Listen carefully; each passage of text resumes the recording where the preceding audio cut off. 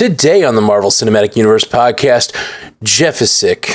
I'm sick, but I'm still here because I'm a boss. But me and Ashley are going to talk about what if. Now I'm back, baby. That's right. Ashley's back. I buried the lead. Ashley's back. We're all sick. It's probably her fault. I did it. I had to come back in power. We'll be talking about what if the Earth lost its mightiest heroes. All that right at this ad we have no control over. Welcome to the Marvel Cinematic Universe podcast. My name is Matthew Carroll. And I'm Ashley Coffin. Ashley, it's great to have you back, my friend. Thank you. It's good to be back. Seriously, missed you a lot. We had some wonderful producers to step into the breach, but no one matches our supreme leader. Oh, thank you. I was gallivanting, as I've been calling it. I had to gallivant around and do some trips, go to the beach, go to the mountains, reconnect with nature, and then come back in strong. I miss doing things. I went to a concert. Man. Vaccination, everybody do it, not to be political. No, that should not be a political statement. What the hell are we doing? You. Come on, just get vaccinated, people. It's like every day the science is better and better. Like, it's done nothing but get better. Like, you think it's unproven, but it's just gotten better and better and better. And it's huge global scales worth of people that are getting vaccinated. Like, we know the science. Go get vaccinated. And I got to go see Alanis Morissette with 30,000 people. It was outside and on a lawn. We were safe. I had a similar experience. I went to see Maroon 5 with a big crowd outdoors at an amphitheater. It felt so normal. It did. It really felt nice to get out and do things. But you know what didn't feel normal? All the Avengers dying. Oh, I know. Pivot. Pivot. But so how did you feel about this episode? So as we all know, this isn't like these are good. Like I'm enjoying them. They're fun. Is it my favorite? No, we all know that. But I am enjoying them for what they are for the most part. But this one, I was like actually intrigued and paid attention the whole time. Like I didn't pick up my phone. Like I was really enjoying it. And then I talked to everybody who's been saying that they really have enjoyed this show. And they were saying that was my least favorite episode. And I was like, really? Well, I'm just a monster. You like the darker things, that's for sure. I do. And I thought it was interesting. Ken and I figured it out, though, pretty quickly. Not that it was... we're into spoilers now? I would assume. Yeah. This is the What If episode. It's a spoiler alert for What If, but yeah. I figured out it was Ant-Man pretty quickly. I think by Hawkeye. Really? We were like, okay, well, it's definitely Ant-Man because nothing else. It's got to be something small. But I didn't expect it to be Hank. Oh. That was cool. I mean, I didn't think it was Scott either. I was just like, I don't know what's happening. But it was cool. It took me a long time to figure it out. And I guess I really didn't know until until he shows up. But because part of the problem was as soon as I knew they were talking about hope, when the word hope she was saying the word hope, I got it. For whatever reason, I didn't have the subtitles on this week, and I thought she was saying some other word. I thought she was saying like heart or something, like it's about heart. It's about heart. And I was like, what? What is she? I have no idea what that means. And so it like really misdirected me for the rest of the episode. But I love the mystery aspect of this episode. Yeah, I think it was the Hulk because it reminded me of the whole Thanos thing. Like the only way Ant-Man could, kill Thanos is if he went inside him. And then they did that with the Hulk. Because I'm like, you can't kill the Hulk. This is ridiculous. What are we doing? Oh, it's inside. So it had to be something small. Yeah. Well, and they even say nanotech in like one of the first, when the projectile has killed Stark or whatever, they say that a nanotech. Yeah, you're right. So like it was really early on that they were giving good hints. So like that's the best kind of mystery story is when it's right in front of your face the whole movie and then you don't realize it until the end. And it got me. I did not catch on that it was Hank, but it's such a great resolution and having actual Michael Douglas like voice him, and that's just how cool is that? I mean, how often do you get cool. Like a chance to live out a character story in a completely different way for animation? Like, so neat. It's fun that a lot of them have gotten to do it, which I've been enjoying a lot, but I'm also sad when it's not them. Right. Like when it wasn't Scarlet, I was like, oh. Yeah. I mentioned it on the other cast, but I'm actually curious because I don't think that of all of the people, I think that Scarlet looked least like herself. Oh, you think they went back and they were like, well, start over? I'm wondering if they didn't have the rights to her appearance. Oh. For new content, like because their contracts are up, right? Like, and they're not on friendly terms. So, like, this was made before they weren't on friendly terms, but like, still, I wonder if like they just didn't have the rights to her appearance That's a good anymore. point. I don't know. That's a total speculation, but or it could have just been that was not as good of a model or whatever as the others. Let's dive in. We only have a few feedbacks about What If, but let's see what we got. 084, one of our patrons and long-time listeners, said, What If, episode 103 feedback. The idea of Fury's big weeks makes that awkward middle part of phase 1 much better, in my opinion. Turning that on its head with a murder mystery and sprinkling in elements from later phases and comic moments made this episode exactly my cup of tea. Until next time. I agree. I love it. I love a good murder mystery. Yeah. It's so cool. Like, I didn't expect a murder. It was neat, too, because, like, we talked about this on the last episode, but, like, the murder mystery was... how did the universe get split, kind of. Like, the event that caused the split was Hope's death, right? Mm-hmm. And, like, they did this, in the first 2 episodes, they showed the event right at the beginning. Like, here's the event that caused the split. In this one, they didn't tell you that, and that was the mystery. You know, I thought that was so cool. Really cool. Yeah, I didn't think about it that way, because I'm not watching that closely. Oh, God, I have to start paying more attention. I just like the Loki we have running around now. Right? Like, yet another Loki variant. Like, they knew I needed it and wanted it, and then I was going through Loki withdrawal, and then they're like, ta-da, here you go. And it's Tom Hiddleston. Yeah, I did not expect Tom Hiddleston in this episode. Like, I mean, I should have, I guess. I did not expect this to be the same episode that we've seen in the trailers where Loki actually wins and takes over the world. I expected that to be like a Loki winning the battle, but instead, like, they're just dead when he shows up, and it's not even Avengers. It's like Thor 1, Fury's big week, and he just lands on Earth and takes it over. It's like you would think about what was going on in Asgard, like, while that happened, like them getting the news. Like, Heimdall, of course, was probably like, Thor's dead. Yeah. And Loki was like, I will go take this and kill everybody. Mm-hmm. Well, he's using it.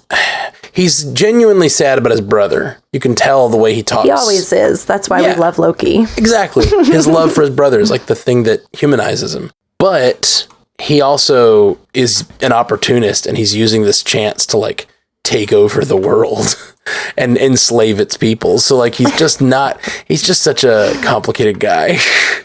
I love him. Me too. You want to read the next one? Sure. All right, let's do this. So me and Ashley both aren't the readers of the cast. Jeff is much better at reading than either of us. So there's one that doesn't. Star Wars audio comics. Yeah, that's patron. Oh, I was like, there's no name. I'm so confused. But Star Wars audio comics. Yeah, one of our listeners, he actually has a YouTube channel called Star Wars Audio Comics, where they like interpret audio comics, and they have like voice actors play all the parts and stuff. It's pretty fun. Oh, cool. Yeah, it's really cool. That's awesome. I do voiceover. Look me up. Yeah. He said before, if we wanted to do something, let him know. Oh my God, that would be hilarious. It'd be real fun. We should do it. Hit us up, Star Wars Audio Comics again. We should totally do that. I love it. I'm not a good actor, but I'll come be a voice.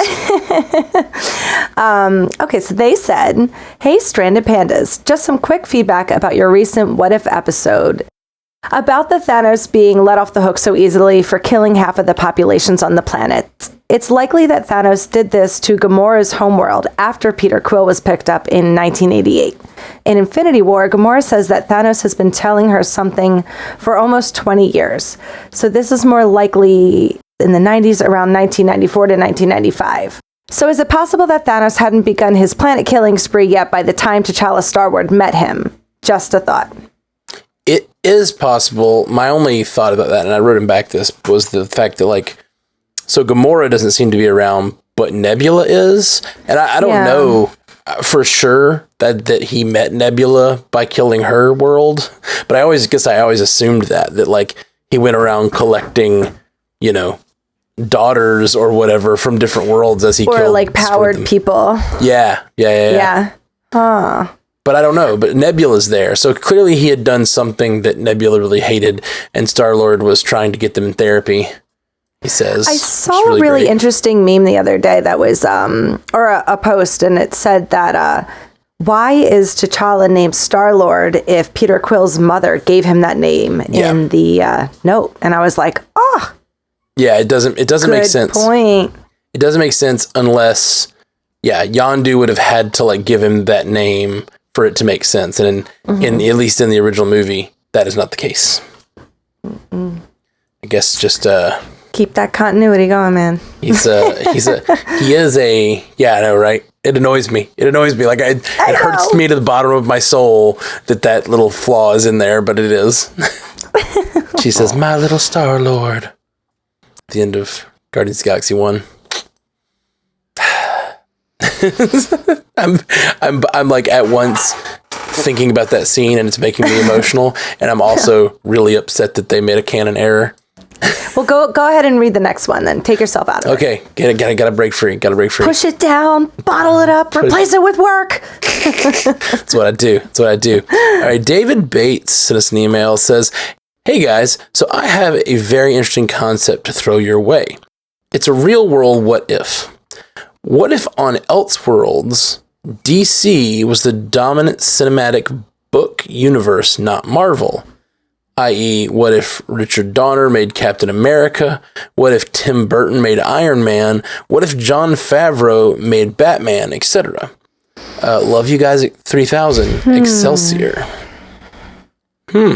Well, then DC would be what we'd be talking about right now. Yeah, it's interesting what makes us love the Marvel Universe and what makes us accepting of the Marvel Universe. The guys over at DC On Screen, they deal with a lot more hate sent their way, like about the content, which some of it I would say is justified. But their argument is often like, yeah, sure, there's some flaws in DC content, but there's also the problem of like, there's so many versions of Batman that there's so much to compare it to. When you see Iron Man and Captain America, like they've never really been taken seriously before in any of this content. So like, we're all kind of fresh. Guardians of the Galaxy, none of us knew what that book was. I mean, most of us didn't know really what that book was. So it's like, we get this clean slate every time. And I do think that if, there had been a Captain America movie and an Iron Man movie and all these things, then like, we might be a little more, the world might be give a little more pushback on the new versions or whatever. Right. That's a great point. There's something very special about Jon Favreau. Agreed. The way that he was able to save two like universes, like the Star Wars, to bring it back to life and then start with Marvel and just start there. I'm like, who knew that Jon Favreau was going to be the one to lead us into the future of our content? Like, it's mind blowing. Yeah. And then you got like Elf, and I'm like, what? So he directed Elf, I guess? Yeah, he directed it. I'm pretty sure like he co-wrote it. And I remember him from like Swingers and Me too. All these crazy movies that he's doing. And when you look into it, you see he's writing and doing all this stuff. And I'm just like, I just want to meet him and really thank him. Jon Favreau, I know you're $5 on the Patreon. I just want to let you know I appreciate you. Because he listens to our ideas. Oh yeah, for sure, all the time. Well, that's the thing. I feel like they're saving it, or he's not interested. But like, how excited would you be if Jon Favreau came back, like to do any movie? Like, I would love to see Jon Favreau come back and be like, yeah, I don't know, come in and do whatever movie he wants in the Marvel Universe. I'd be super excited because he left like kind of undefeated in my mind. Like Iron Man 1 and 2 are so good. Well, he's doing the Star Wars stuff now, which I appreciate more. Like Marvel's good. We know it's good. Go concentrate over there and don't let that stuff that's recently happened happen again. Right. take over and control all the movies. Make sure no one's putting out, him and Dave Filoni. Oh, we're talking about Star Wars. I'm so sorry, Marvel people. No, it's okay. I think a lot of the Marvel people are Star Wars people. And I mean, like, even I'm probably the least Star Wars person, and I'm still interested in this line of conversation. I just watched the gallery, that thing on every, like, how they make the movies the same way they do with the TV shows or whatever. They broke down the entire last episode of Mando, and it was like him and Filoni just fanboying. That's and he was awesome. like, when Luke Skywalker walked out, and it was Mark Hamill and R2 came up behind him, he's like, I started to cry, and I didn't understand why this moment. Like, I have the top 5 moments of my life, and I have kids, and I got married, but like I started to cry, and I'm like, I understand because I did too, girl. Yeah. That makes me. I am getting choked up thinking about that, and I'm not a Star Wars guy, but like I understand that kind of fandom. I understand that kind of. They spent all the studio's money to give that back to Mark Hamill to let him play that, and then just change, use the age defying or whatever movie magic that they use. And like they used another guy too, but they let him have that. And I'm just like, oh, it was for them too. But I love it. That's why I trust him. Like, he needs to stay involved. Because the future for Marvel's scary. The multiverse is scary. It's big. It's big, and it's scary, and it's cosmic, and they need to make sure that they know what they're doing.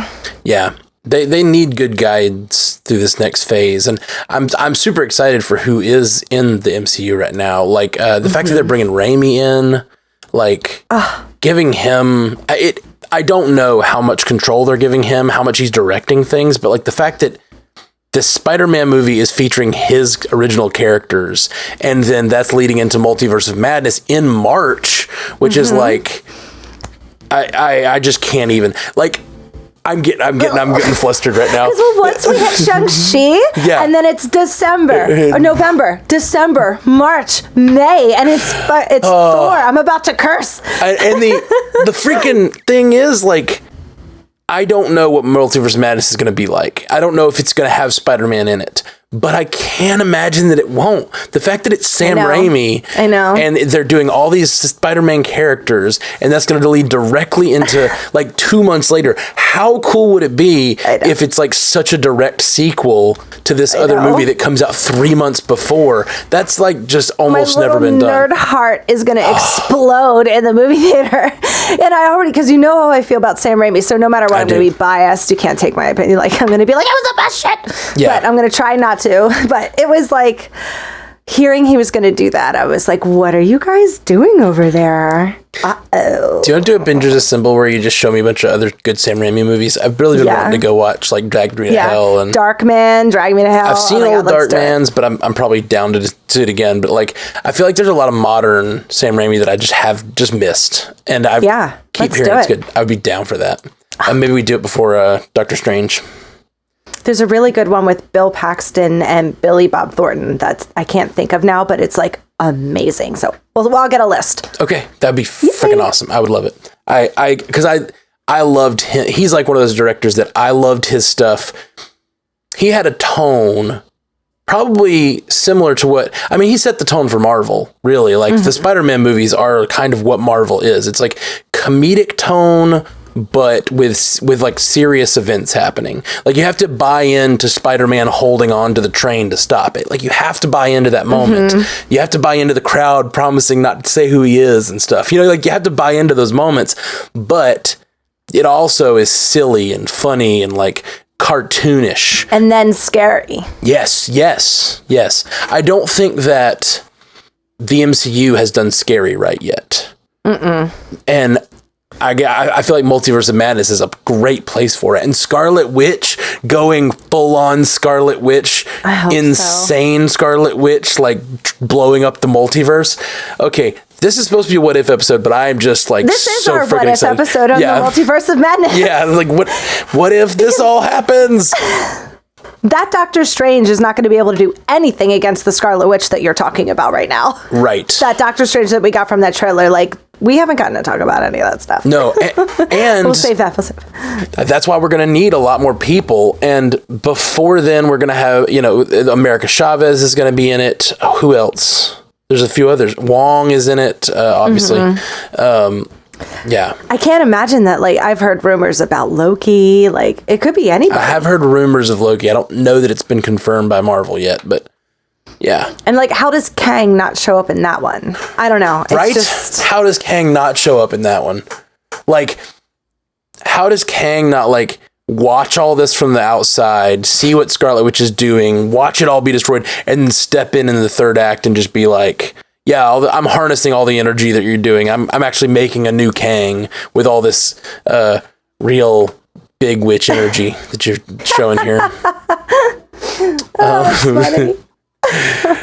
Okay, Cheyenne Hodgson sent us an email. It says, "Hey there, just listened to episode 3 show, and something jumped out at me, and I had to write about it.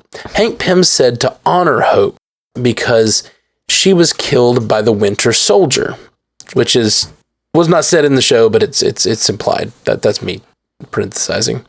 And Hydra still being in S.H.I.E.L.D., everything Winter Soldier is hush-hush.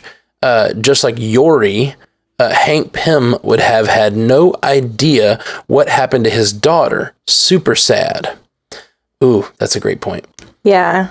On a total side note, I figured I would give Matthew Carroll's Star Trek album a chance after hearing his announcement. It's really beautiful. Thank you. Matthew, you absolutely could feel the emotion and heart you put into the album. I lost a daughter in February of last year and welcomed another in April of this year. Home Again speaks directly to me and is achingly haunting and wonderful. Thank you for sharing your pain in such a visceral and poetic way. All the best, Cheyenne. Oh, Cheyenne, I did not read that ahead of time and did not know that was coming. You're about to make me cry. I should have warned you, and I put that in there because I wanted you to like hear it live, and I didn't know that Jeff wouldn't be here. No, thank you, Cheyenne. It's so beautiful. That's really, really beautiful. I lost my sister in February of last year, of 2020, and that song is about the episode it's about is about someone losing a child, but I wrote that about from my dad's perspective, losing his daughter. My dad and my sister were really similar, and so that song's called Home Again because I think he saw a lot of himself in her, even all the bad parts, and it like really, yeah. So that means a ton to me, Cheyenne. And so, yeah, gosh, Cheyenne, that's beautiful. Thank you for saying that. I'm very affected right now. I'm just glad that you get the chance to hear how you affect people with your music. It's like, it's important and it's moving and it's beautiful. It really has been huge. The album's new and not even that many people have heard it yet. But like I have gotten a few really, really beautiful messages like Cheyenne's here, that have, the similarities of, the fact that she lost a daughter in February and my dad lost his daughter in February. That really, I'm just really glad that song could mean that to you as well, Cheyenne. Thank you. Thank you for that so much for saying those things. Yeah. Winter Soldier. Yeah. Sorry. I know. I don't know how to recover from that. But yeah, that means just a ton to me. Thank you, Cheyenne. I'll take the next one. Yeah. Oh, well, I will say the Winter Soldier thing. Did you know about the Winter Soldier thing? I didn't hear that, no. So in the movie, they say that he lost hope in Odessa. Uh-huh. And in Winter Soldier, the experience Black Widow had with the Winter Soldier, where she got shot through the side, where she shows that scar, she says, "I got this right outside of Odessa." So the idea is, if Hope was a soldier at that point, she would have gone on that mission instead of Black Widow, and that's when she died at the hands of the Winter Soldier. Damn, that's deep. Yeah, right. Like that's some cool continuity stuff there. So yeah. Yeah, you read the next one. I'm gonna try to recover myself. Thank you, Cheyenne. That really it really just does mean the world to me, because like, I don't know, I've been putting music out a long time, and like I really put a lot of myself into this one. And even though it's a Star Trek album, I really tried to write the songs from a perspective of like realness, I guess. And real emotions and things I was going through, and just the fact that people from the MCU cast and stuff have just found it and like found those songs that mean a lot to them. That's huge. And Katie Rosebottom, like everybody really, it's been nice to see like like I love it too. Yeah. It's good. Like your work, it's your life you're putting out there, and it's hard and it's scary and it's vulnerable. Yeah. And it's real. Yeah. Well, thank you so much, guys. I'm gonna make me cry. TJ Stafford on Gmail. Yeah. This is last what if feedback. I'm sorry. TJ Stafford on Gmail says, "Hey guys, first time emailing in. I've been thinking about What If's version of Hank Pym, and I have thoughts. I'm curious about the impact of other influences in Pym's life besides the death of Hope. In Ant-Man, Hank comments that he stopped wearing the suit because it took a toll on him. We know that he designs the Ant-Man helmet to combat his mental effects that we see in Darren Cross in a later film. I wonder if the helmet over time lost effectiveness, and Hank beginning to use the Pym particle again after giving it up may have contributed to his mental state that we see in What If. I also wonder about his relationship with Darren Cross during this time period. I know they had a falling out, but I don't know when that took place. Could Cross be in his life when Hope died? How much did this influence have on Hank's downward spiral? This is my one gripe about What If as a show. It leaves so many unanswered questions about all these scenarios that I want to know it all." All caps. "Each episode could be its own season and still not address all the changes. Anyway, hope this message wasn't too long. Loving the coverage. Keep it up. Thanks for keeping me company with your casts while I'm at work." Hey, thanks, TJ. Thanks for writing in, bud. TJ. Yeah. These are all great questions, and he raises a great point that, like, especially if they keep making these What If episodes, like if every week we get a new, completely different universe, there's just always going to be so many questions. And I don't think there's any way to, like, get around that, except for that they are talking about doing sequelizing some of these. So, that's fun. have you heard that? Yeah, they've said that they've already announced that they're already working on a Captain Carter sequel for season 2. Yeah, that's fun. I hope it's like a whole new story. Well, like she wakes up at the end in the future, so like it would just be like her being asked to join the Avengers. Yeah, crazy. Like her being an Avengers instead of Steve. Like that sounds super fun. Court Rob says, "Does the mania in Quantum Mania imply that Ant-Man will go crazy?" Ooh.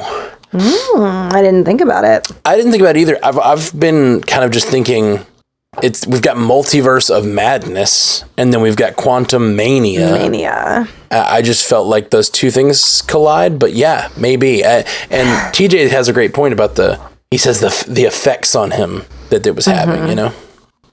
Next is going to be Avengers Sanitarium. I'm doing it for Jeff. He's not here. I got to throw them in. I volunteer as tribute. Somebody's got to do some dad jokes and things. Definitely. I have terrible news. A dog moved upstairs along with its owners, and all it does is bark. So.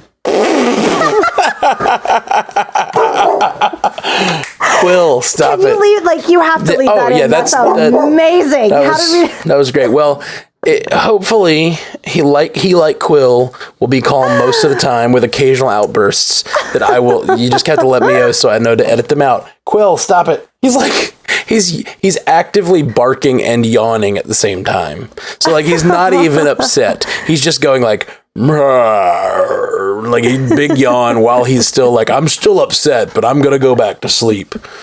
I just like that it was on your side while I'm talking about the dogs. That was crazy. It was wonderful. That was great. Good job, Quill. You're a born performer. All right. Well, that's all the feedback. Yeah, the only thing I guess we didn't touch on there is the Darren Cross part. I don't know. Like, this was... I'm trying to think. Like, when did Ant-Man come out? It was a good number of years past Fury's big week, because it was in like phase 3. I think it was the first film of phase 3, if I remember correctly. 2015. Okay, and this was like 2010. So 5 years. I don't know. Did they have that falling out after Phase that or 2. before? Right. Oh, no, you're right.